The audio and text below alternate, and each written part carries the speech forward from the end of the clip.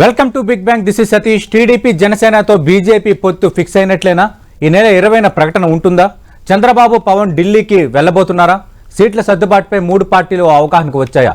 పొత్తుల వల్ల టికెట్లు రాని వారు బాధపడొద్దని, నేతలు త్యాగాలకు సిద్ధంగా ఉండాలని చంద్రబాబు చెప్పడం దేనికి నిదర్శనం? ఓవరాల్గా పొత్తులకు సంబంధించి పొత్తు ఫిక్స్ అయిందా? దీనికి సంబంధించి మనం బిగ్ బ్యాంగ్ డిబేట్లో మాట్లాడబోతున్నాం. చర్చలో పాల్గొంటున్నారు అధికార వైఎస్ఆర్ కాంగ్రెస్ పార్టీ నుంచి గ్రంథాలయ సంస్థ చైర్మన్, అధికార ప్రతినిధిగా ఉన్న కొండా రాజీవ్ గారు, అలాగే తెలుగుదేశం పార్టీ నుంచి ఆ పార్టీ నేత బ్రహ్మచౌదరి గారు, భారతీయ జనతా పార్టీ నుంచి ఆ పార్టీ అధికార ప్రతినిధి సుహాస్ ఆనంద్ గారు డిబేట్లో జాయిన్ అవుతున్నారు. బ్రహ్మచౌదరి గారు, మీ పార్టీ అధినేత మాజీ ముఖ్యమంత్రి చంద్రబాబు నాయుడు కొద్ది రోజుల కిందట బీజేపీ అగ్రనేత అమిత్ షాతో భేటీ అయ్యారు. దాదాపు పొత్తులకు సంబంధించి ఒక చర్చ జరిగిందని అన్నారు. ఆ తర్వాత అటు సమావేశంలో ఏం జరిగిందన్న అంశాన్ని తెలుగుదేశం పార్టీ బయటికి చెప్పలేదు, అలాగే భారతీయ జనతా పార్టీ కూడా బయటికి ఎక్స్పోజ్ చేయలేదు. కానీ ప్రస్తుతం భారతీయ జనతా పార్టీ ఈరోజు రేపు జాతీయ కార్యవర్గ సమావేశాలు ఏర్పాటు చేసుకుంది. ప్రత్యేకంగా లోక్సభ ఎన్నికల్లో విజయం టార్గెట్గా వ్యూహాలు పావులు కదుపుతోంది. అంటే 19 లేదా 20న చంద్రబాబు నాయుడు, పవన్ కళ్యాణ్ ఇద్దరు ఢిల్లీ వెళ్ళే అవకాశం ఉందంటూ కొన్ని వార్తలు వినిపిస్తున్నాయి. ఆ వార్తల వాస్తవమేనా? పొత్తు ఖరారైనా ఎప్పటికల్లా అధికార ప్రకటన ఉండే అవకాశం ఉంది? బ్రహ్మచౌదరి గారు. సతీష్ గారు, మీకు 10 టీవీ ప్రేక్షకులకు అందరూ కూడా నా వాయిస్ వస్తుందండి? వస్తుంది. బ్రహ్మచౌదరి గారు మాట్లాడండి. సతీష్ గారు, మీకు 10 టీవీ ప్రేక్షకులకు, డిబేట్ లో ఉన్నటువంటి నా కో ప్యానలిస్టులు రాజీవ్ గారికి అందరూ కూడా ధన్యవాదాలు, కృతజ్ఞతలు, శుభోదయం తెలియజేసుకుంటూ, గుడ్ మార్నింగ్ అండి. పొత్తులు అనేటివి ఎప్పుడైనా సరే ఎన్నికల సమయంలో ఉంటాయి. ఇది ఎన్నికల సమయం కాబట్టి అనివార్యంగా పొత్తుల గురించి మాట్లాడుకోవడంలో తప్పులేదు. కానీ ఏదేమైనా కూడా తెలుగుదేశం పార్టీ, జనసేన పార్టీ ఆంధ్రప్రదేశ్ లో కలిసి ఎన్నికలకు వెళ్తున్నాం అన్నది ఉమ్మడిగా కూడా ప్రకటన చేయడం జరిగింది. ఉమ్మడిగా మేనిఫెస్టోను రూపకల్పన చేయడం జరిగింది. ఉమ్మడిగా కూడా అనేక సమావేశాలు ఏర్పాటు చేసుకోవడం జరిగింది. ఇప్పుడు కూడా నారా లోకేష్ గారు ఏదైతే శంఖారావం పేరుతోటి లోకేష్ గారు నియోజకవర్గాల్లో కార్యక్రమాలు ఏర్పాటు చేసుకుంటా ఉన్నారో వాటిల్లో కూడా జనసేన, టీడీపీ కూడా పూర్తిగా కూడా కలిసిపోయి పనిచేస్తా ఉన్నారు. కానీ ఇక్కడికి వచ్చేసరికి బీజేపీ పార్టీకి వచ్చేసరికి కేంద్రంలో అధికారంలో ఉన్నటువంటి పార్టీ బీజేపీ పార్టీ ఇక్కడ అనేక సందర్భాలలో కూడా బీజేపీ పార్టీ తోటి తెలుగుదేశం పార్టీ కలిసి పనిచేయడం జరిగింది. కేంద్రంలో వాళ్ళ అధికారంలో ఉన్నప్పుడు, రాష్ట్రంలో అధికారంలో ఉన్నప్పుడు కలిసి పనిచేయడం జరిగింది. కేంద్రంలో వాళ్ళ అధికారంలో లేనప్పుడు తెలుగుదేశం పార్టీ రాష్ట్రంలో అధికారంలో ఉన్నప్పుడు గతంలో ఎన్టీ రామారావు గారి తర్వాత పనిచేయడం జరిగింది. ఇప్పుడు రాష్ట్రంలో మేము ప్రతిపక్షంలో ఉన్నాం, వాళ్ళు కేంద్రంలో అధికారంలో ఉన్నాం, కలిసి పనిచేయడానికి మేము కూడా సిద్ధంగా ఉన్నాం. కానీ మొన్న అమిత్ షా గారి నుంచి పిలుపు రావటం, చంద్రబాబు నాయుడు గారు వెళ్ళి కలవటం, ఆ తర్వాత బయటకు వచ్చిన తర్వాత కూడా చంద్రబాబు నాయుడు గారు సన్నిహితుల దగ్గర అక్కడ ఏం జరిగిందో కూడా పంచుకోవటం జరిగింది. వాటిని మన ఛానల్లో కూడా 10 టీవీ లాంటి ఛానల్లో కూడా ఏం జరిగిందో కొంతవరకు ప్రజలకి తెలియజేశారు. మీరు ఇప్పుడు చెప్తూ 19వ తారీఖు 20వ తారీఖు చంద్రబాబు నాయుడు గారు, పవన్ కళ్యాణ్ గారు మరలా ఢిల్లీకి వెళ్తున్నారని చెప్పారు. ఓకే, నాకు తెలిసి అయితే ఇంతవరకు అటువంటిది ఏం లేదు. ఒకవేళ ఉన్నా కూడా వెళ్ళడానికి తెలుగుదేశం పార్టీ కానీ జనసేన కానీ ఆలోచించటం లేదు, ఖచ్చితంగా పోతారు. కానీ తెలుగుదేశం పార్టీ బీజేపీతో పొత్తు పెట్టుకున్న గతంలో, నేడు జనసేనతో పొత్తు పెట్టుకున్న గతంలో, సిపిఐ సిపిఎం పార్టీలతో పొత్తు పెట్టుకున్నా కూడా బహిరంగంగా పొత్తు పెట్టుకుంటుంది. ఖచ్చితంగా రాష్ట్ర ప్రయోజనాల కోసం పొత్తు పెట్టుకుంటుంది తప్పితే రాజకీయ ప్రయోజనాల కోసం పొత్తు పెట్టుకునేటువంటి ప్రయత్నం ఎప్పుడు కూడా చేయలేదు, చేయబోదు కూడా. ఎందుకంటే 2014లో పొత్తు పెట్టుకునే సమయానికి కూడా రాష్ట్ర విభజన జరగటం, దానికంటే ముందు జరిగినటువంటి స్థానిక సంస్థల ఎన్నికల్లో కూడా ఎంపీటీసీలు, సర్పంచులు, ఎంపీపీలు, జెడ్పీటీసీలు ఆంధ్రప్రదేశ్ రాష్ట్రంలో పూర్తిగా తెలుగుదేశం పార్టీకి ఏకపక్షం అయిన తర్వాత జరిగినటువంటి చర్చల్లో బీజేపీ పార్టీ తోటి తెలుగుదేశం పార్టీ అలయన్స్ లో ముందుకెళ్లడం జరిగింది. ఆ రోజు బీజేపీ పార్టీ తోటి అలయన్స్ లో ముందుకెళ్ళడానికి గల కారణం రాష్ట్రం విభజన జరిగింది. ఖచ్చితంగా పక్క రాష్ట్రాలతో పాటు సమానంగా ముందుకెళ్లే వరకు కూడా కేంద్ర ప్రభుత్వ సహాయ సహకారాలు ఉండాల్సినటువంటి అవసరం ఉన్నది. వాళ్ళ సహకారంతో మనం అభివృద్ధి చెందగలుగుతామని చెప్పేసి తెలిసినటువంటి చంద్రబాబు నాయుడు గారు ఆ రోజున అధికారంలో అంటే మోడీ గారి వేవు దేశంలో ఉంది కాబట్టి ఆ పార్టీతో కలిసి వెళ్ళటం జరిగింది. కానీ ఆ తర్వాత జరిగినటువంటి సంఘటనలు కూడా రాష్ట్ర ప్రజలకు తెలుసు, మీకు కూడా బాగా తెలుసు. ఆ తర్వాత ప్రత్యేక హోదా అంశం కావచ్చు, లేకపోతే వాళ్ళు ఇస్తానన్నటువంటి ప్రత్యేక ప్యాకేజీకి కూడా చట్టబద్ధత కల్పించకపోవటం వల్ల కావచ్చు, లేకపోతే ప్రశాంత్ కిషోర్ లాంటి కొంతమంది పెయిడ్ బ్యాచ్ అంటే ఐపాక్ వాళ్ళు ఈ ఆంధ్రప్రదేశ్ రాష్ట్రంలో బీజేపీ పార్టీకి, తెలుగుదేశం పార్టీకి కానీ, లేకపోతే తెలుగుదేశం పార్టీకి కానీ, ఇతర కులాలకు కానీ, లేకపోతే తెలుగుదేశం పార్టీకి ఇతర మతాలకు కానీ, తెలుగుదేశం పార్టీకి ప్రాంతాల మధ్యలో కానీ చిచ్చు పెట్టి ఒక వైరాన్ని క్రియేట్ చేసి వాళ్ళు అధికారంలోకి, వైఎస్ఆర్సీపీ పార్టీ అధికారంలోకి వచ్చే విధంగా వాళ్ళు రూపకల్పన చేశారు. అందులో ఒక ఛాన్స్ కానీ, లేకపోతే అన్న విన్నాడు, నేను ఉన్నానని చెప్పడం కానీ, అన్న వస్తున్నాడని చెప్పండి అనేటువంటి క్యాంపెయిన్ కావచ్చు, లేకపోతే కొన్ని ప్రత్యేక పరిస్థితుల్లో కావచ్చు వైఎస్ఆర్సీపీ పార్టీ అధికారంలోకి వచ్చింది. ఆ రోజు ప్రధానంగా నాకు 25కి 25 సీట్లు ఇవ్వండి, నేను కేంద్రం మెడలు వంచి ప్రత్యేక హోదా తీసుకొస్తానని చెప్పేసి మాట్లాడినటువంటి ముఖ్యమంత్రి గారు అధికారంలోకి వచ్చిన తర్వాత మొదటిగా ఢిల్లీ వెళ్లి బీజేపీ పార్టీకి పూర్తి స్థాయి మెజార్టీ రాదనుకున్నాను, ఒకవేళ పూర్తి స్థాయి మెజార్టీ రాకపోతే నేను నా మీద ఆధారపడేటువంటి పరిస్థితి వస్తే ప్రత్యేక హోదా తీసుకొస్తారు, ఇప్పుడు వాళ్ళు ఇస్తే తీసుకోవటం లేకపోతే లేదు తప్ప మరేటి చేసేది లేదని చెప్పేసి గోళ్లు గిల్లు కొట్టు ముఖ్యమంత్రి గారు ప్రెస్ మీట్ పెట్టారు. అంటే ఆ రోజు 2014లో రాష్ట్రంలో ఉన్నటువంటి రాజకీయ పరిస్థితులు వేరు, 2019లో రాష్ట్రంలో ఉన్నటువంటి రాజకీయ పరిస్థితులు వేరు, ఈ రోజు రాష్ట్రంలో ఉన్నటువంటి రాజకీయ పరిస్థితులు వేరు, దేశంలో ఉన్నటువంటి రాజకీయ పరిస్థితులు వేరు. కాబట్టి 2014 నుంచి 2019 వరకు కేంద్ర ప్రభుత్వం విభజన చట్టంలో పెట్టినటువంటి కేంద్ర ప్రభుత్వ సంస్థల్ని కేంద్ర ప్రభుత్వం మీద ఒత్తిడి తీసుకొచ్చి చంద్రబాబు నాయుడు గారు కొన్నిటి నెరవేర్చారు. కానీ 2019 నుంచి ప్రత్యేక హోదా అంశాన్ని పక్కన పెడితే 2019 నుంచి ఈ రోజు వరకు కూడా కేంద్ర ప్రభుత్వం నుంచి రావాల్సినటువంటి వెనకబడినటువంటి జిల్లాల నిధులు కావచ్చు, కేంద్ర ప్రభుత్వ విద్యా సంస్థలు కావచ్చు, రైల్వే జోన్ కావచ్చు, దుగ్గరాజపట్నం పోర్టు కావచ్చు, లేకపోతే అనేక అంశాలు ఏవి కూడా పక్క రాష్ట్రం నుంచి మన రాష్ట్రానికి రావాల్సినటువంటి విభజన హామీలో సంబంధించినటువంటి ఏవి కూడా తీసుకురాల. కానీ ఈ రోజు మళ్ళా కొత్తగా మొన్న అసెంబ్లీలో మాట్లాడుతూ జగన్మోహన్ రెడ్డి గారు ప్రత్యేక హోదాని చట్టంలో పెట్టలేదు కాబట్టి నేను పెద్దగా ఇచ్చేయలేకపోతున్నాను, లేదంటే కోర్టుకు పోయినా సరే దాన్ని సాధించామని మాట్లాడుతా ఉన్నారు. ఈ రోజు రాష్ట్రంలో ప్రజలందరూ అనుకుంటున్నారు ప్రత్యేక హోదా చట్టంలో రైల్వే జోన్ పెట్టారు, బ్రహ్మచౌదరి గారు పోర్టు పెట్టారు, వీటన్నిటి మీద కూడా కోర్టుకు పోయి మరి సాధించుకోవచ్చు కదా కేంద్ర ప్రభుత్వం మీద. కానీ అలాంటివి ఏమి చేయకుండా కూడా బ్రహ్మచౌదరి గారు అంతకు ముందు ఎన్డీఏలో ఉన్న మీకు బాధ్యత ఉంది, అలాగే ఆ తర్వాత అధికారంలోకి వచ్చిన వైఎస్ఆర్ కాంగ్రెస్ పార్టీకి బాధ్యత ఉంది. ఆంధ్రప్రదేశ్ కు విభజన హామీలను కేంద్రం చేయాల్సిన వాటిని ఖచ్చితంగా చేసే దిశగా పోరాటం చేయడం విషయంలో. అయితే ఇప్పుడు మీరు పొత్తు కుదుర్చుకున్నారు కాబట్టి ఇప్పుడు ఖచ్చితంగా మరి ప్రత్యేక హోదా ఇచ్చారా, లేదంటే ప్రత్యేక ప్యాకేజ్ ఇచ్చారని భారతీయ జనతా పార్టీతో పొత్తు కుదుర్చుకున్నారా, వెనుకబడిన జిల్లాల ప్యాకేజీ ఇచ్చారని పొత్తు కుదుర్చుకున్నారా, రైల్వే జోన్ పై స్పష్టత ఇచ్చారని పొత్తు కుదుర్చుకున్నారా, ఇలాంటి అంశాలన్నీ ఇప్పుడు మీకు ప్రశ్నించే పరిస్థితి తలెత్తుతుంది కదా. సతీష్ గారు భారతీయ జనతా పార్టీ ఏం చేసిందని మీరు పొత్తు పెట్టుకుంటున్నారనే ప్రశ్న ఆటోమేటిక్ గా మీ పొత్తు కుదిరిన తర్వాత ఫస్ట్ అధికార వైఎస్ఆర్ కాంగ్రెస్ పార్టీ కానీ మిగతా వాళ్ళ నుంచి వచ్చే ప్రశ్న.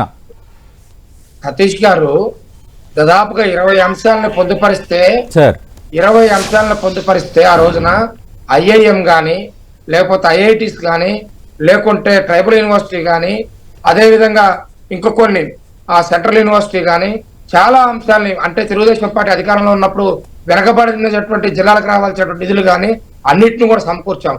33 సార్లు ఢిల్లీకి వెళ్ళి ప్రతిసారి కూడా రాష్ట్రానికి రావాల్సినటువంటి విభజన హామీలు కావచ్చు, లేకపోతే ఫండ్స్ కావచ్చు, వాటి గురించి చంద్రబాబు నాయుడు గారు కేంద్ర ప్రభుత్వం దగ్గరికి వెళ్ళారు. కేంద్ర ప్రభుత్వం తోటి ఏదైతే పోలవరానికి సంబంధించినటువంటి 7 మండలాలు తెలంగాణలో ఉండిపోయావు వాటిని ఆంధ్రాలో కలపకపోతే పోలవరం సాధ్యం కాదని చెప్పేసి కలిసి చంద్రబాబు నాయుడు గారు ప్రమాణ స్వీకారానికి ముందే కేంద్ర ప్రభుత్వం మీద ఒత్తిడి తీసుకొచ్చి ఆంధ్రప్రదేశ్ లో కలిపిన తర్వాత ప్రమాణ స్వీకారం చేసిన అంశాన్ని రాష్ట్ర ప్రజలు చూశారు. 13% ఉన్నటువంటి పోలవరం పనుల్ని 72% పూర్తి చేశారు కేంద్ర ప్రభుత్వం సహకారంతో. కానీ 5 సంవత్సరాలు 10 సంవత్సరాలు విభజన హామీల సాధన కోసం కేటాయించారు. 10 సంవత్సరాల రోజు విభజన హామీల చట్టానికి చట్టబద్ధత కల్పించారు. 5 సంవత్సరాల్లో 50 నుంచి 60% హామీలను నెరవేర్చుకున్నాం. మిగిలిన అంశాలని నెరవేర్చుకోవడం కోసం ఆ రోజు ఉన్నటువంటి కేంద్ర ప్రభుత్వం మీద ఒత్తిడి తీసుకొచ్చినప్పుడు మిగతా రాష్ట్రాలు కూడా ఆంధ్రప్రదేశ్ తో పాటు మిగతా రాష్ట్రాలకు ప్రత్యేక హోదా ఉన్నటువంటి రాష్ట్రాలను కూడా తీసివేస్తున్నాం. కాబట్టి ఆంధ్రప్రదేశ్ కి ఇవ్వడానికి కుదరదు. కాబట్టి ప్రత్యేక హోదా వల్ల ఆంధ్రప్రదేశ్ కి ఏ విధమైనటువంటి లబ్ధి చేకూరుతుందో అవన్నీ కూడా ప్రత్యేకమైనటువంటి ఒక ప్యాకేజ్ ద్వారా ఆంధ్రప్రదేశ్ కి మిగతా రాష్ట్రాలతో సమానంగా అభివృద్ధి చెందే వరకు సహకరిస్తామని చెప్పేసి కేంద్ర ప్రభుత్వం ఒక ప్రపోజల్ పెడితే అప్పుడు చంద్రబాబు నాయుడు గారు ఆంధ్రప్రదేశ్ రాష్ట్రంలో బ్రహ్మచౌదరి గారు చర్చలు జరిపి రైట్ సుహాసన ఆనంద్ గారు దాదాపు ఒక్క నిమిషం బ్రహ్మచౌదరి గారు ఒక్కొక్కరిగా మాట్లాడదాం. సుహాసన ఆనంద్ గారు, దాదాపు పొత్తు ఫిక్స్ అన్న చర్చ వినిపిస్తోంది. ఈ రోజు రేపు మీ పార్టీకి సంబంధించి జాతీయ కార్యవర్గ సమావేశాలు జరుగుతున్నాయి. ప్రధానంగా లోక్సభ ఎన్నికల్లో ఏ విధంగా విజయం సాధించాలనేది ఒక టార్గెట్గా మీకు రాజకీయ పార్టీగా మీ స్ట్రాటజీస్ మీకు ఉండొచ్చు. బట్ ఆంధ్రప్రదేశ్ పొత్తులకు సంబంధించి ఏం చేయబోతున్నారు అనేది ఒక చర్చ. ఈ సమావేశం అయిపోయిన వెంటనే పొత్తులు ఖరారు చేయబోతున్నారు. ఈ నెల 19 లేదా 20న చంద్రబాబు నాయుడు, పవన్ కళ్యాణ్ ఢిల్లీ రావాల్సి ఉంటుందని ఆల్రెడీ భారతీయ జనతా పార్టీ పెద్దలు కొంత సమాచారం అందించారు అని అంటున్నారు. ఖచ్చితంగా మీరు టీడీపీ ఆల్రెడీ జనసేన బీజేపీ పొత్తులో ఉన్నాయి, జనసేన టీడీపీ పొత్తులో ఉన్నాయి. టీడీపీతో పొత్తు ఖరారు అయినట్టేనా? దీనిపై మీరు స్పష్టత ఇస్తారా? సతీష్ గారు గుడ్ మార్నింగ్ మేడం. సతీష్ గారు నమస్కారం. నమస్తే. ఉన్న పెద్దలందరికీ కూడా నమస్తే, గుడ్ మార్నింగ్. ఇప్పుడు చాలా అంశాలు మాట్లాడుతున్నారు కదా అన్ని పార్టీల వాళ్ళు. ఇప్పుడు ప్రత్యేకం బ్రహ్మచౌదరి గారు వీళ్ళు. సో అంటే వాళ్ళ ఆలోచనల్లో చాలా అంశాలు ఉన్నాయి. ఇప్పుడు 2014కి ఎందుకు పెట్టుకున్నారు పొత్తు అని ఎక్స్ప్లెయిన్ చేస్తున్నారు. 2019 మళ్ళీ తర్వాత ఇప్పుడు 24లో ఎందుకు వాళ్ళు భారతీయ జనతా పార్టీతో ఉండాలి, కలిసి వెళ్ళాలి అని కోరుకుంటున్నారు.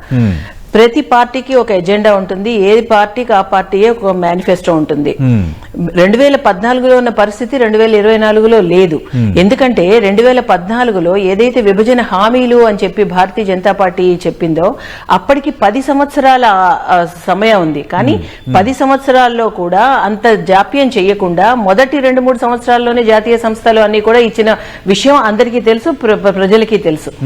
కానీ తర్వాత నేపథ్యంలో ఏ విధంగా భారతీయ జనతా పార్టీ పైన దుష్ప్రచారం జరిగిందో ఈ 10 సంవత్సరాలలో చాలా ఢక్కమొక్కిలు తిని భారతీయ జనతా పార్టీ అంటే కేంద్రం నుంచి ఎన్ని నిధులు వస్తున్నా ఇక్కడ ఎక్కడా కూడా అభివృద్ధి ఆగకుండా ఒక జాతీయ ఒక ప్రాజెక్ట్స్ కూడా అంటే అటు పోలవరం ఏంటి అన్ని కూడా. ఎందుకంటే మనకు ఒక ఫెడరల్ స్ట్రక్చర్ లో ఏదైనా సరే కేంద్రం నుంచి రిలీజ్ అయిన తర్వాత రాష్ట్ర ప్రభుత్వం కూడా సహకరించి, ఎందుకంటే రాష్ట్రంలో ప్రజలు ఒక ప్రభుత్వం ఏర్పాటైన తర్వాత ఆ రాష్ట్ర ప్రజల కోసం, రాష్ట్ర అభివృద్ధి కోసం ఇంకొక 2 స్టెప్స్ ఎక్కువగా ఆలోచన చేయాలి ఆ రాష్ట్ర ప్రభుత్వం. కానీ దీనికి రివర్స్ గా మనకి ఈ 10 సంవత్సరాలు చూసినట్లయితే వచ్చిన నిధులతో పాటు రాష్ట్రంలో వాళ్ళు జనరేట్ చేసుకున్న సోర్సెస్ ఏ విధంగా మనం జనరేట్ చేసుకోవచ్చు మనకున్న రాష్ట్రంలో ఉన్న పరిస్థితులు, అంతేకాకుండా రాష్ట్రం నుంచి ఇక్కడున్న పరిస్థితులు ఎప్పటికప్పుడు కేంద్రానికి చెప్తూ ఉంటే అక్కడి నుంచి కూడా సహాయ సహకారాలు ఇమ్మీడియట్ గా హుటాహుటిన అందే పరిస్థితి మనం చూసాం. అందులోనూ డైరెక్ట్ బెనిఫిట్ ట్రాన్స్ఫర్ ఎంత బాగా తీసుకొచ్చి కేంద్ర ప్రభుత్వం ఇప్పుడున్న మోదీ గారు ఎంత పర్ఫెక్ట్ గా దాన్ని అమలు చేస్తున్నారో ప్రజలందరికీ తెలిసిన విషయమే. సో ఎన్ని విరివిగా జరుగుతున్నప్పుడు రాష్ట్రంలో జరిగిన విషయాలందరికీ తెలుసు. ఎంతసేపు కక్ష సాధింపు చర్యలు, ఇక్కడ ఉన్న రాజకీయాలకు ఇచ్చినంత ప్రిఫరెన్స్ రాష్ట్ర ప్రయోజనాలకు కనుక ఇచ్చుంటే డెఫినెట్ గా ఇక్కడ రాష్ట్రం బాగుపడేది. అంటే ఏదైనా ఒకటి ఇస్తే, ఏదైనా ఒకటి శాంక్షన్ చేస్తే అంతా మా ఒత్తిడి వల్లే, ఇక్కడున్న ఈ స్థానిక పార్టీల వల్లేనే మేము చేసిన కృషి అని వాళ్ళు ఏ విధంగా అయితే వాళ్ళ పేర్లు చెప్పుకుంటున్నారో, ఏదైనా రాకపోతే అది వాళ్ళ వైఫల్యం అని చెప్పకుండా ఇదంతా కేంద్ర వైఫల్యం అని చాలా ఈజీగా నెట్టేస్తూ ప్రతి దానికి భారతీయ జనతా పార్టీని బూచిగా చూపిస్తూ ఈ విధమైన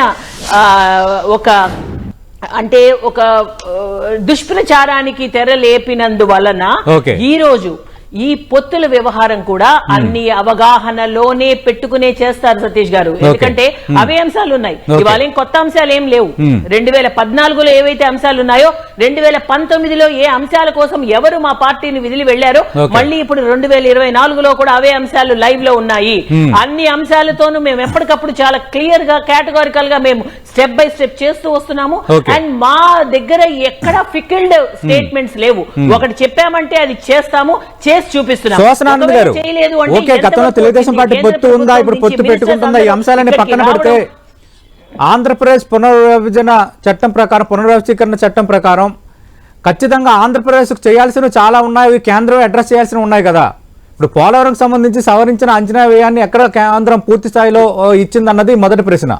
2 వెనుకబడిన జిల్లాల ప్యాకేజ్, 3 రైల్వే జోన్ అన్నారు విశాఖ కేంద్రంగా. రైల్వే జోన్కి సంబంధించి మీరు స్థలం ఇవ్వలేదు అధికార వైఎస్ఆర్ కాంగ్రెస్ పార్టీ అని మీరు ఆరోపణ చేస్తున్నారు. మీ 3 ప్రపోజల్స్ పెట్టామని వైఎస్ఆర్ కాంగ్రెస్ పార్టీ చెప్తోంది. ఇలాగ కొన్ని విభజన అంశాలు చాలా ఉన్నాయి.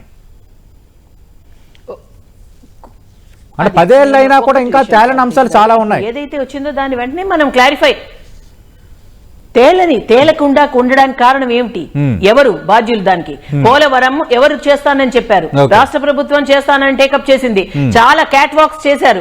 అంత ముందు కూడా ప్రభుత్వం కూడా దాన్ని ఇగో ఇంత కట్టేసాం అంత కట్టేసాం స్టేట్మెంట్స్ ఇచ్చారు. మా హయాంలో 70% అయిపోయింది పోలవరం, 80% అని ఆ ప్రభుత్వాలే కదా స్టేట్మెంట్స్ ఇచ్చాయి. తర్వాత ఎందుకు ఇక్కడ జాప్యం జరుగుతోంది అన్నప్పుడు కేంద్రం నుంచి జలవనరుల శాఖ మంత్రి వచ్చినప్పుడు ఇక్కడ జరుగుతున్నది ఒకటి, దీనికి ఇంకా ఏం కావాలి, క్లారిఫికేషన్స్ ఏం కావాలి, ఇంకా ఎంత కావాలి అంటే ప్రతిదీ కూడా ఒక ప్రాజెక్ట్ రిపోర్ట్స్ ఉంటాయి. ఇక్కడ ఉన్న జరిగిన దాన్ని బట్టి వెంటనే శాంక్షన్స్ జరుగుతాయి. సో ఇక్కడ జరగకుండా ఎంతసేపు ఈ కాలయాపన చేసేసి కేంద్రం పైన నెట్టడం అనేది ఒక పాయింట్ అయితే, ఇంకొక విషయం రైల్వే జోన్ విషయం. రైల్వే జోన్ అన్నది 2019 ఫిబ్రవరి 27న శాంక్షన్ అయిపోయింది. డిపిఆర్ కూడా రెడీ అయింది. డిపిఆర్ కూడా రెడీ అయినప్పుడు ఏంటి ప్రాబ్లం? మరి ల్యాండ్ ఇష్యూ స్టేట్ కాకపోతే ఇంకెవరు ఇవ్వాలి? అది కూడా 53 ఎకరాలు ముదరవలస అన్న దానిలో కూడా ఏదో ఇంతకు ముందు కూడా ఇచ్చారు, కానీ అది ముంపు ప్రాంతం అని చెప్పడం కూడా జరిగింది. దానిపైన ఎవరికి చిత్తశుద్ధి ఉంది అంటే ఇక్కడ క్లియర్ గా జరుగుతోంది. రాష్ట్రంలో ఉన్న అభివృద్ధికి, రాష్ట్ర ప్రయోజనాలకి కేంద్ర ప్రభుత్వానికి ఉన్న చిత్తశుద్ధి రాష్ట్ర ప్రభుత్వాలకు ఎందుకు లేదు? అది మా ప్రశ్న. రైట్. పొత్తు ఖచ్చితంగా ఖరారయ్యే అవకాశం ఉందా? 19 లేదా 20న చంద్రబాబు నాయుడు పవన్ కళ్యాణ్ కు ఢిల్లీ నుంచి పిలుపు కూడా ఉంది, ఢిల్లీ వెళ్తున్నారంటూ ఒక చర్చ జరుగుతోంది. ఎప్పటికల్లా తేలుస్తారు ఇక ఆంధ్రప్రదేశ్ లో పొత్తులపై? ఎవరి ప్రయోజనాలు వాళ్ళు ఆలోచించుకుంటూ పొత్తులకి ముందుకు సాగడం జరుగుతుందండి అన్ని పార్టీలు కూడా, ఎవరైనా సరే. సో అలయన్స్ అన్నది ఒక్కొక్కసారి అది రాజకీయంలో సర్వసాధారణమైన ఒక ప్రక్రియ. సో మాకు కేంద్ర ప్రభుత్వంలో ఈ చర్చలు జరగడము, ఈ నిర్ణయం తీసుకోవడము కేంద్ర స్థాయిలో జరుగుతాయి. అక్కడ నుంచి మాకు ఏం విషయం వచ్చినా అక్కడి నుంచి మాకు ఒక డెసిషన్ అన్నది వచ్చిన వెంటనే దానిపైన మేము స్పందించగలం తప్ప రాష్ట్రంలో ఉన్న భారతీయ జనతా పార్టీ చాలా చిత్తశుద్ధితో ఆల్రెడీ నియోజకవర్గాల్లోనూ మాకు క్యాండిడేట్స్ ఉన్నారు. రాజు గారు already Bharatiya Janata party TDP జనసేనతో పొత్తుకు దాదాపు సిద్ధమైపోయింది అంటున్నారు. ఆల్రెడీ జనసేనతో పొత్తుంది, తెలుగుదేశం పార్టీతో పొత్తుకు సంబంధించి కూడా ఈ నెల 20న ప్రకటన చేయొచ్చు అంటున్నారు. ఆల్రెడీ దానికి సంబంధించి ఎవరెవరు ఎక్కడ పోటీ చేయాలన్న విషయంపై కూడా, అంటే సీట్ల సర్దుబాటుపై కూడా 3 పార్టీలు ఒక క్లారిటీకి వచ్చాయనేది లేటెస్ట్గా ఈరోజు కొన్ని పత్రికలు వస్తున్న వార్తలు బట్టి మనకి తెలుస్తోంది. సార్ సతీష్ గారు, మీకు మీతో పాటు పాల్గొన్న ప్యానలిస్టులకి 10 టీవీ న్యూస్ ఛానల్ వీక్షకులందరూ కూడా నా హృదయపూర్వక నమస్కారాలు. శుభోదయం సార్. ఒకటి, రానున్నటువంటి ఎన్నికల సంగ్రామంలో జగన్మోహన్ రెడ్డి గారిని ఎదుర్కోవాలి అంటే సింగిల్ గా చేతకాని పార్టీలన్నీ కూడా మూట కట్టుకుని ముప్పెట్ట దాడి చేయడానికి వస్తున్నాయి. అయితే వాళ్ళు వచ్చే ముందు ప్రజలకు వాళ్ళ ముగ్గురు కూడా, అంటే ఇన్ కేసు వాళ్ళు కలిస్తే సమాధానం చెప్పాల్సినటువంటి అంశాలు చాలా ఉంటాయి. ఒకప్పుడు ఇప్పుడు ఇంతగా మాట్లాడుతున్నటువంటి సుహాసిని ఆనంద్ గారు ఏదైతే భారతీయ జనతా పార్టీ వాళ్ళ అధినేత ప్రధానమంత్రి నరేంద్ర మోడీ గారే పోలవరం ఏటీఎంఏ సన్నే ఏటీఎంఏ అని చెప్పి నారా లోకేష్ కి సన్ రైజింగ్ స్టేట్ అంటే ఆంధ్రప్రదేశ్ అది కాదు, కేవలం లోకేష్ రైజ్ చేయడానికి మాత్రమే అవినీతిని పోలవరాన్ని ఏటీఎం ను వాడినట్టు చంద్రబాబు నాయుడు వాడుతున్నాడు అని చెప్పి సాక్షాత్ దేశ ప్రధానమంత్రి గారు ఆంధ్రప్రదేశ్ వచ్చి మాట్లాడలేరే. ఈ రోజు అటువంటి అవినీతి పరుడైనటువంటి చంద్రబాబు నాయుడు మీరు పొత్తు పెట్టుకోవడానికి సిద్ధపడుతున్నారా? లేదా చంద్రబాబు నాయుడు దేశంలోనే మోడీ కన్నా నిజాయితీ పరుడు కాబట్టి ఆ రోజు మోడీ గారు తప్పుగా మాట్లాడారని మీరు ఒప్పుకొని ఇప్పుడు పొత్తుకు సిద్ధపడుతున్నారు అన్నటువంటిది ప్రజలకి బీజేపీ పార్టీ తర్వాత సమాధానం చెప్పాలి. వాళ్ళు పొత్తు పెట్టుకోవచ్చు వాళ్ళ రాజకీయ అవసరాల కోసం, రాజకీయంగా ఈ రాష్ట్రంలో బతకాలన్నా, బతికి బట్ట కట్టాలన్నా, భవిష్యత్తు ఉండాలన్నా సరే జగన్మోహన్ రెడ్డి వ్యక్తి మరోసారి ముఖ్యమంత్రి అయితే ప్రజలు చేస్తున్నటువంటి మంచి వల్ల ఇక మరో 30 ఏళ్ళు జగన్మోహన్ రెడ్డి ముఖ్యమంత్రి ఉంటాడు, మాకు పుట్టగతులు ఉండవని ఆలోచన వచ్చినటువంటి ఈ 3 పార్టీలు కూడా ఈ రోజు కలుస్తున్నాయి. ఇదే నరేంద్ర మోడీ గారిని మరి ఎంత గౌరవంగా ఇప్పుడు మాట్లాడుతున్నారో ఇదే చంద్రబాబు నాయుడు గారు బావమరిది అయినటువంటి లోకేష్ మామయ్య అయినటువంటి బాలకృష్ణ గారు నిండు సభలో ప్రధానమంత్రిని మోడీని గారిని టీలో ఏగతో పోల్చి నపుంసకుడని తిట్టి, మోడీ గారి భార్యను తిట్టి, ఇన్ని తిట్టిన తిట్లు వీళ్ళకి ఎంత ఇది లేకపోతే వాళ్ళతో కలుస్తున్నారు, అన్ని తిట్టుకున్న బీజేపీ వాళ్ళకి ఎంత లేకపోతే వీళ్ళతో కలుస్తున్నారు. ఇవన్నీ ప్రజల నుండి ఉత్పన్నం అవుతున్నటువంటి కొండరాజు గారు 2 పార్టీలకు లేని అభ్యంతరం మీకెందుకు? ఇప్పుడు నాకు అభ్యంతరం లేదని ఆల్రెడీ చెప్తున్నా. ప్రజల నుండి ఉత్పన్నమయ్యే ప్రశ్నలకు వీళ్ళ సమాధానం ప్రజలకు చెప్పాలి. ఇప్పుడు వాళ్ళ అనేక అంశాలు లేవనెత్తినప్పుడు ఇంకోటి విషయం, ఇదే వీళ్ళు నిజంగా రాజకీయంగా కాదు రాష్ట్ర ప్రయోజనాల కోసం చేస్తున్నాం అని అనుకుంటే పొత్తు మాత్రం ఇదే జనసేన అధినేత పవన్ కళ్యాణ్ గారు మోడీ గారు పాచిపోయిన లడ్లు ఇచ్చాడు అని అన్నారు. మరి ఈ రోజు చికెన్ దమ్ బిర్యానీ పెట్టడం, మటన్ కేమా బిర్యానీ పెట్టడం అని చెప్పి వెళ్ళి కలుస్తున్నారు అన్నది ప్రజలకు వాళ్ళు చెప్పాలి. వాళ్ళు సమాధానం చెప్పాల్సిన ప్రజలకు కాదు, మాకు వాళ్ళతో పని లేదు. వాళ్ళ ముగ్గురు కలిపి అంటే రాష్ట్ర ప్రయోజనాలు నెరవేర్చడంలో కేంద్ర ప్రభుత్వం ఎప్పుడు చిత్తశుద్ధితోనే వ్యవహరించింది. రాష్ట్ర ప్రయత్నాలే కరెక్ట్ గా లేవని ఇప్పుడు శోషణ ఆనంద్ గారు విశాఖ రైల్వే జోన్ అంశాన్ని ప్రస్తావించారు. 53 ఎకరాల స్థలం ఇచ్చారు, అది ముంపు ప్రాంతం ఇచ్చారు, మాకు మైదాన ప్రాంతం కావాలి, ముంపుకు గురికాని ప్రాంతం కావాలని అడిగాము. ఇప్పటికీ రాష్ట్ర ప్రభుత్వం ప్రపోజల్ పంపలేదు. దానికి కేంద్రాన్ని పూర్తిగా చూపుతున్నారు. ఇది బీజేపీ చేస్తున్న ఆరోపణ. సతీష్ గారు, సుహాస్ నారాయణ గారు వైజాగ్ నుండే మాట్లాడుతుంటారంటే నాకు తెలుసు. But I don't know whether she is local or belongs to native of Vizag అని నాకు I don't have clarity. Subject to correction.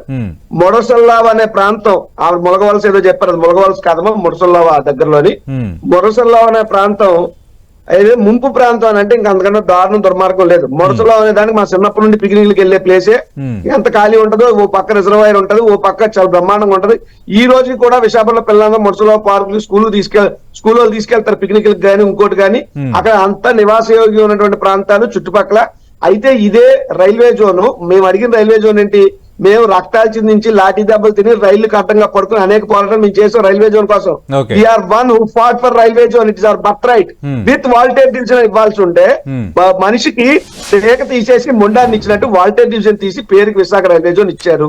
సరే పోనీ ఏదో ఒకటి ఇన్నాళ్ళకి వచ్చిందిరే బాబా అని మేము అనుకుంటే, ఆ విశాఖ రైల్వే జోన్ కి సంబంధించి ఏం చేశారండి, కనీసం చంద్రబాబు నాయుడు గారి గతంలో ఇబ్బందులతో కూడినటువంటి టెక్నికల్ గా, అప్పుడు ముఖ్యమంత్రి టెక్నికల్ గా న్యాయ వ్యవస్థలో కొన్ని చిక్కుముళ్ళు ఉన్నటువంటి ల్యాండ్ ని వాళ్ళకి ఇవ్వడం జరిగింది. దాన్ని వీళ్ళు ఎవరు కూడా కూర్చుని సార్ట్అవుట్ చేయలేదు.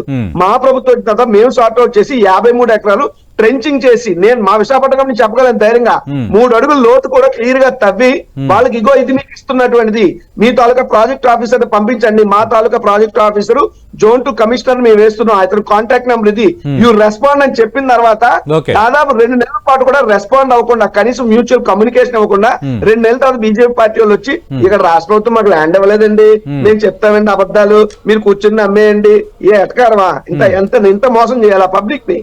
ఇంకొక విషయం, ఇప్పుడు ఏదైతే డీబీటీ గురించి చాలా గొప్పగా చెప్తున్నారు సుహాస్ నారాయణ గారు, డీబీటీకి ఒక బ్రాండ్ అంబాసిడర్ దేశంలో ఉన్నాడంటే that is YS Jaganmohan Reddy గారు. మేము డీబీటీ అంత పర్ఫెక్ట్ గా చేశాం కాబట్టి ధైర్యం పైసా అవినీతి లేకుండా ప్రజలకు ఇవ్వగలిగాం. రైట్. బ్రహ్మం చౌదరి గారు, అంటే ఇప్పుడు ఈ సీట్ల సర్దుబాటు సంబంధించి కూడా ఒక క్లారిటీ వచ్చిందంటున్నారు. భారతీయ జనతా పార్టీ ఎక్కువ ఎంపీ స్థానాలు అడుగుతుందన్నది ఒకవైపు జరుగుతున్న చర్చ. టెంటేటివ్ గా ఎన్ని సీట్లు ఇచ్చే అవకాశం ఉంది? ఈ నెల 20నే మరో వార్త వినిపిస్తుంది ఏంటంటే, ఇంకా అధికారికంగా కాకపోయినా ఈ నెల 20నే రాబోతున్న లోక్సభ ఎన్నికలు, అలాగే ఆంధ్రప్రదేశ్ మిగతా రాష్ట్రాలకి కొన్ని ఎక్కడైతే లోక్సభ ఎన్నికలతో పాటు ఎన్నికలు జరుగుతున్నాయి వాటికి సంబంధించిన నోటిఫికేషన్ కూడా వచ్చే అవకాశం ఉందంటున్నారు. అంటే షెడ్యూల్ ప్రకటన ఉండే అవకాశం ఉందంటున్నారు. సతీష్ గారు, ఏంటి, ఎన్ని సీట్ల ఎమ్మెల్యే సీట్లలో పోటీ చేస్తారు, ఏ పార్టీ పోటీ చేస్తుంది, లేకపోతే ఎన్ని ఎంపీ సీట్లు పోటీ చేస్తారు అనేది అధిష్టానం తీసుకున్నటువంటి నిర్ణయాలు. అవి ఇంకా కూడా చాలా ఇనీషియల్ స్టేజ్ లో ఉన్నాయి. ఇంకా కూడా వాటికి సంబంధించినటువంటి అంశాలు ఏవి కూడా పార్టీ అధిష్టానం ఇంకా కూడా, అంటే మా స్థాయిలో మాకు సమాచారం లేదు.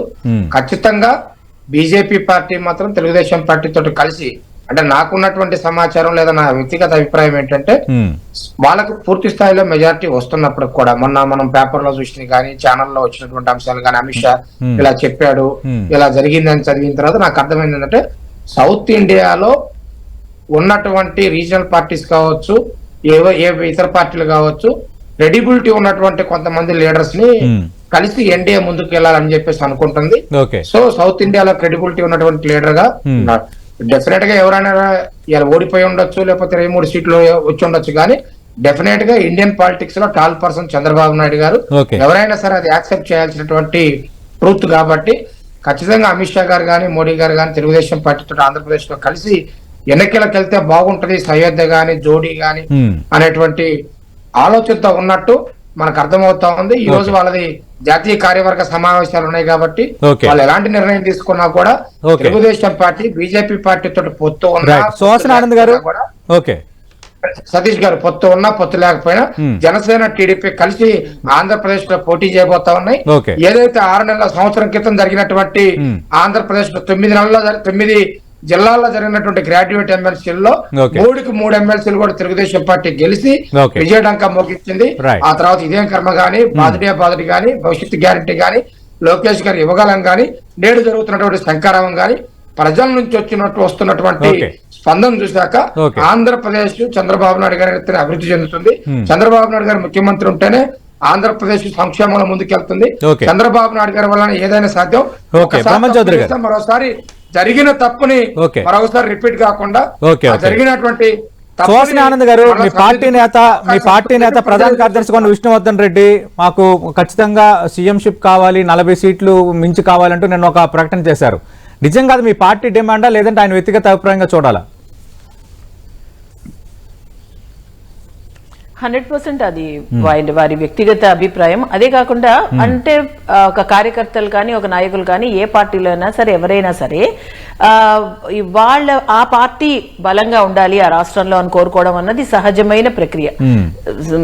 మేము అందరం కూడా ఎప్పుడైతే 175 స్థానాల్లో పోటీకి రెడీగా ఉన్నామో, 25 పార్లమెంట్ స్థానాల్లో రెడీగా ఉన్నామో, ఈ సమయంలో పొత్తు వ్యవహారం అన్నది వచ్చినప్పుడు అది ఒక కొలిక్కి రాకపోయినా కానీ ఇక్కడ జరుగుతున్న ప్రచారం ఏంటి అంటే మీ మాధ్యమం ద్వారా అన్ని చోట్ల కూడా ఆ భారతీయ జనతా పార్టీకి 1% కూడా తక్కువ లేదు కాబట్టి ఉత్పన్నమవుతున్న తరుణంలో అంటున్న అంటే గత ఎన్నికలకి ఇప్పటికి ఏమండి రోజులు మారుతున్నప్పుడు time will decide who will come up. అలాంటప్పుడు 2014లో ఉన్న విషయాలు 2024లో ఉందా పరిస్థితి ఏంటి వాళ్ళ ఇతర పార్టీలకి? మనం అది కనుక ఆలోచిస్తే అటువంటి ఒక ప్రయత్నం జరుగుతున్న టైంలో ఇది ఎట్టి పరిస్థితుల్లోనూ అది కాదు. మాకు ఎంత బలం, అందులోనూ రీసెంట్ గా మోదీ గారు ఏదైనా సరే యాంటీ ఇన్కంబెన్సీ ఒకసారి అయిన తర్వాత రెండోసారి రాదు అని వీళ్ళందరూ చట్టాపట్టాలు వేసుకుని ఇంకా చాలా వేరే ఒక అలయన్స్ ఒకటి ఫామ్ అయింది కదా. మరి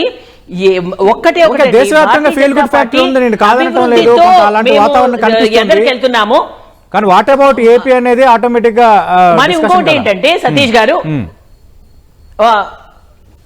అంటే ఒకటి థర్డ్ టైం రావడం అన్నది ఇట్స్ నాట్ ఎ జోక్. మేము అభివృద్ధి చూపించి చెప్తున్నాం. అదే కాకుండా మొన్న రామ ప్రాణ ప్రతిష్ఠని అప్పుడు ఇప్పుడు మేము పల్లెకు పోదాం కార్యక్రమంలో మేము చేస్తున్న దాంట్లో ప్రతి గ్రామంలో అండి ప్రతి ఒక్క మనిషి గుండెల్లో మోదీ గారు ఉన్నారు. కాబట్టి ఇదంతా కూడా ఆలోచించాలి. ఇప్పుడు రాజీవ్ గారు చెప్తున్నారు ఏంటి సింహం సింగిల్ గా వస్తుందా? సింగిల్ గా ఉన్నారు కాబట్టి మీరు సింహం అని పేరు పెట్టుకున్నారు తప్ప ప్రతి సింగిల్ గా ఉన్న వాళ్ళు సింహం అయిపోరండి. ఇంకొకటి ఎవరు మీతో కలిసి రావట్లేదు, మీరు ఒక్కరే అయిపోయారు, ఏకాక అయిపోయారు. కాబట్టి దాన్ని మీరు సింహంలా మీరు చేయక్కర్లేదు. ఎవరు చేసినా ఎట్లా ఫేస్ చేయబోతున్నారు సార్? ఫైనల్ గా కంక్లూడ్ చేయండి. ఒక్కసారి అడగండి సార్ మళ్ళీ మీ ప్రశ్న. ఆల్రెడీ పొత్తులు ఖరారు అయినట్టే, వచ్చే వారం దీనిపై క్లారిటీ రాబోతుంది. ఎట్లా ఫేస్ సార్? ఒకటి సార్, ఇప్పుడు సుహాసిని ఆనంద్ గారు ఒక మాట అన్నారు, మీ సింగిల్ గా ఉన్న వాళ్ళు ప్రతి ఒక్కరు సింహాలు కాదు. అది నిజమే. ఇప్పుడు కేఏ పాల్ సింగిల్ గా ఉండొచ్చు, లేదా పవన్ కళ్యాణ్ సింగిల్ గా ఉండొచ్చు, అలా సింహాలు అయిపోరు. సింహం అంటే ఎవరు అంటే ఒంటరిగా మోడీ గారి కంటే ఒక పెద్ద నియంతగా ఈ భారతదేశంలో పేరున్నటువంటి సోనియా గాంధీని ఎదిరించాడు కాబట్టి ఆయన సింహం అయ్యాడు. అంత పెద్ద కాంగ్రెస్ పార్టీని రాష్ట్రంలో దేశంలో సమాధి చేశాడు కాబట్టి ఆయన సింహం అయ్యాడు. ఆయన 151 సీట్లు గెలిచాడు కాబట్టి జగన్మోహన్ రెడ్డి గారు సీఎం అయ్యారు. జగన్మోహన్ రెడ్డి గారు ఎవరు మాతో కలవట్లేదు కాదమ్మా, మాకు ఎవరితోనే అవసరం లేదు, మాకు ప్రజలతో అవసరం ఉంది. మీకు స్టార్ క్యాంపెయినర్ గా పవన్ కళ్యాణ్ కావాలేమో, మాకు స్టార్ క్యాంపెయినర్ గా మా ఆంధ్రప్రదేశ్ రాష్ట్ర ప్రజలు చాలు. మీకేమన్నా చంద్రబాబు నాయుడు ఆశీస్సులు కావాలేమో, మాకు ప్రజల ఆశీస్సులు దేవుడి ఆశీస్సులు చాలు. కాబట్టి వీళ్ళందరినీ ఇస్తారు మా పార్టీ పుట్టిన దగ్గర నుండి ఇప్పటి వరకు మాకు పరమావధి మేము ముందుకు వెళ్తున్నాం.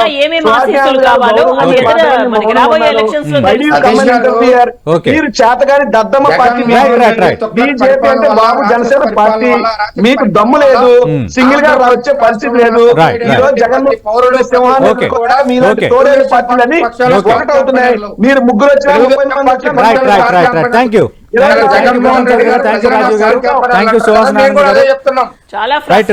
పార్టీల మధ్య మాట్లాడుతూ ఎలా ఉన్నా అటు వచ్చే వారం పొత్తు ఫిక్స్ అవ్వడానికి దాదాపు రంగం సిద్ధమైంది అంటున్నారు. కొంత వస్తున్న ఇన్ఫర్మేషన్ ప్రకారం 19 లేదా 20 ఢిల్లీకి చంద్రబాబు నాయుడు అలాగే పవన్ కళ్యాణ్ వెళ్ళబోతున్నారు. 20 షెడ్యూల్ కూడా వచ్చే అవకాశం ఉందన్న ప్రచారం ఒకవైపు సాగుతోంది. ఈ 2 రోజులు లోక్సభ ఎన్నికల సమాయత్తతపై భారతీయ జనతా పార్టీ జాతీయ కార్యవర్గ సమావేశాలు జరుగుతున్న నేపథ్యంలో ఇంకా అంటే సోమవారం నుంచి పూర్తి స్థాయిలో ఈ పొత్తులు పెట్టుకున్న పార్టీలపై ఉన్న అంశాలని పూర్తిగా తేల్చేయాలని already Bharatiya Janata party parliamentary board ఒక నిర్ణయం తీసుకుందన్న వార్తలు కూడా వినిపిస్తున్నాయి. ఏదేమైనా ఇంకా టీడీపీ జనసేన భారతీయ జనతా పార్టీ కలిసే పోటీ చేయబోతున్నాయి. తిరిగి ఎన్డీఏలోకి టీడీపీ వెళ్ళబోతుంది. ఆల్రెడీ జనసేన ఎన్డీఏలో ఉంది కాబట్టి ఈసారి ఈ సీట్ల సర్దుబాట్లు ఎలా ఉండబోతున్నాయి అన్న దానిపైన రానున్న 4-5 రోజుల్లో కూడా స్పష్టత వచ్చే అవకాశం కనిపిస్తోంది. ఇది వాటి బిగ్ బ్యాంగ్ డిబేట్.